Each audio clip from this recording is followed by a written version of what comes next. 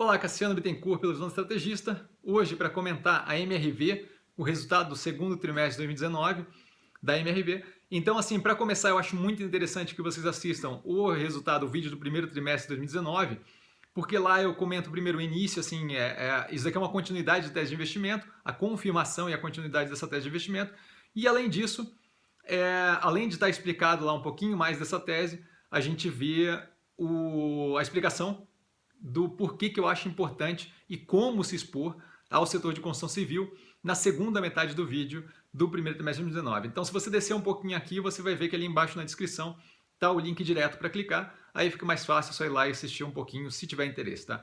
De qualquer forma, aqui é uma continuidade de tese, como eu falei antes. A gente vê que a empresa tem ali dois pontos principais do motivo pelo qual se expor a ela.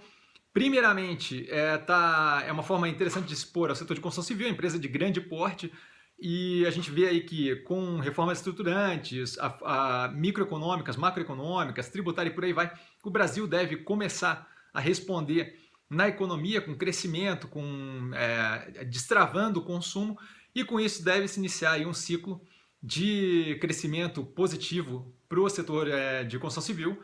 Então essa empresa deve ser uma das que deve se favorecer bastante. Hoje em dia eu estou exposto por 3 empresas, como vocês sabem aí no canal. Além disso, a empresa vem com uma melhoria contínua do resultado, então o resultado vem melhorando e crescendo aí paulatinamente, trimestre a trimestre, isso é super positivo, eventualmente tem um ponto ou outro que descasa com isso, mas em geral a empresa está nesse direcionamento.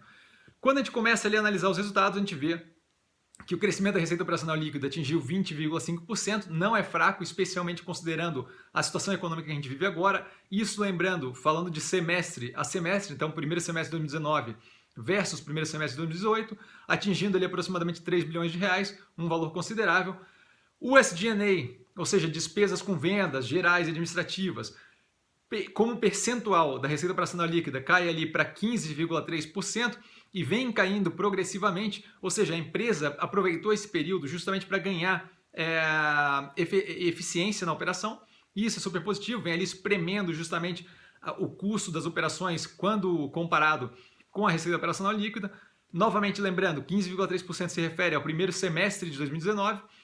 Quando a gente olha o EBITDA, a gente vê que aí sim a gente consegue sentir ali nos resultados da empresa essa patinada que a economia brasileira ainda está dando. Então o EBITDA cresce apenas 3,8% quando comparado segundo trimestre de 2019 com o segundo trimestre de 2018 e 5,8% de queda quando comparado com o primeiro trimestre de 2019, ou seja, o trimestre anterior, né, no começo do ano. Quando a gente fala semestre a semestre, um crescimento de 11,2% do primeiro semestre de 2019 frente ao primeiro semestre de 2018. Então, quando a gente olha numa operação mais, o prazo maior ali, semestre versus semestre, a gente vê que tem um crescimento considerável, tá? São pequenos momentos pontuais aí que empurram a operação um pouco para baixo. E isso daí claramente a gente vê refletido na margem. A gente tem uma queda da margem de 18,8% no segundo trimestre de 2018, ou seja, mesmo período do ano passado, para 16,5% nesse trimestre agora. E quando a gente compara semestre a semestre, a queda é um pouco menor, porque a gente tem justamente o alívio disso à medida que vai passando o maior tempo, o ciclo é mais longo, então eventualmente você tem um ponto negativo ou outro que é compensado. E aí a gente vê a queda de 18,7% de margem EBITDA no primeiro semestre de 2018 para 17,3% nesse semestre agora, o primeiro semestre de 2019. Tá? Isso em grande parte, como falado, pela economia ainda patinando e também pela maior seletividade de empréstimos aí de bancos, instituições financeiras que estão sendo mais seletivos nesse tipo de operação enquanto a economia não reage. Tá? Em compensação, quando a gente olha o lucro líquido, a gente vê que a lucratividade da empresa continua bem forte, um crescimento de 14,6% quando a gente compara com o segundo trimestre de 2018, esse segundo trimestre de 2019, e quando a gente compara semestre a semestre, um crescimento mais forte ainda, de 16,4%, então isso é super positivo. A geração de caixa voltou a ser positiva, como a gente tinha comentado no primeiro trimestre de 2019, a gente teve ali a primeira geração de fluxo de caixa negativo em muitos períodos, em muitos trimestres, isso por causa da demora no repasse do Minha Casa Minha Vida. Agora, com a normalização disso, como esperado, a gente vê a volta ali da geração de fluxo de caixa e aí ela está positiva ali em 68 milhões, o que é muito bom. Quando a gente vê a curva ali, a gente vê que é algo bem consistente, a empresa consegue gerar caixa muito bem. E isso é super positivo, justamente para garantir a solvência da empresa, a capacidade dela de continuar investimento. O aumento marginal na alavancagem não é algo que preocupa, a gente vê ali duas formas de medir a alavancagem, né? A que eu mais gosto para setor de construção civil é dívida líquida sobre PL, eu comento inúmeras vezes aqui. Esse índice vai para 10,5%, muito tranquilo, muito baixo, frente a 8,8% do primeiro trimestre de 2019. E dívida líquida e EBITDA, só para a gente ter uma noção, aí, até para ter um comparativo aí com outras empresas que a gente compara através desse índice de alavancagem, bate ali em 0,5 vezes, frente a 0,42 vezes no primeiro trimestre de 2019, então ainda assim índices muito tranquilos, sem nenhuma preocupação, e isso acompanhado de um aumento do duration, ou seja, do aumento do pagamento do prazo de pagamento médio da dívida, tá? E uma redução do custo da dívida. Quando a gente fala ali do custo médio ponderado, a gente vê que esse custo vai de 7,95% no primeiro trimestre de 2019 para 7,72% nesse trimestre. Então a empresa está tendo aí um custo cada vez menor de carregamento de uma dívida que já é uma dívida que não é muito preocupante quando a gente fala em termos de alavancagem, né? Olhando para a operação, a gente vê a redução dos distratos, o que é super positivo. Então a empresa está tendo aí cada vez menos distratos, então a operação dela está girando muito bem.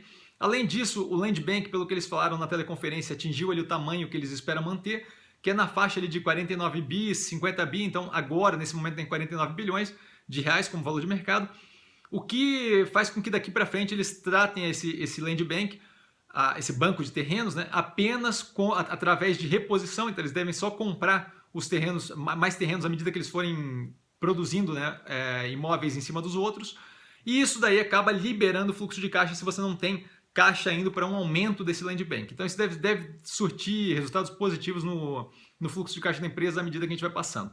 Além disso, a gente vê ali algo que pode ser um motor de crescimento futuro, que é o que? A diversificação das operações, a empresa se preparando ali para um ciclo de crescimento à medida que o mercado vai reagindo, que a economia brasileira vai reagindo, e aí com novas iniciativas, a mais promissora delas, alugo de locação de imóveis, né, que eles mesmos constroem, como a gente pode ver aqui pelo fluxograma. Então, assim, deve ser um motor de crescimento. Agora ainda está muito incipiente, mas deve ser um motor de crescimento à medida que a gente vai evoluir, que essa operação vai evoluindo, os volumes aqui no Brasil vão crescendo e eles vão justamente sentindo como é que aquilo ali opera, né? A minha posição está aqui do lado. Eu tenho ali um delta de posição com preço mais baixo, que é o que eu estou carregando para longo prazo, e tenho um delta de posição aí para curto prazo, que é o que eu comprei na medida que foi caindo agora recentemente. Não imaginava que a queda fosse tão vertiginosa, mas de qualquer forma, estou bem tranquilo com aquela posição ali. Acho que o longo prazo é super tranquilo para a empresa. A empresa é sólida, tá? Ela vem se preparando para o ciclo de crescimento do setor de construção civil e para o ciclo de crescimento no Brasil. E aí a gente olha ali e vê que mesmo com a queda, ela chegou a atingir ele muito próximo de R$23. Mesmo com a queda vertiginosa que a gente teve recentemente, quando eu falei dela no dia 9/5, no dia 9 de maio, na análise do primeiro trimestre de 2019, ela estava ali na faixa dos 15,27, e hoje ela se encontra na faixa de aproximadamente R$18.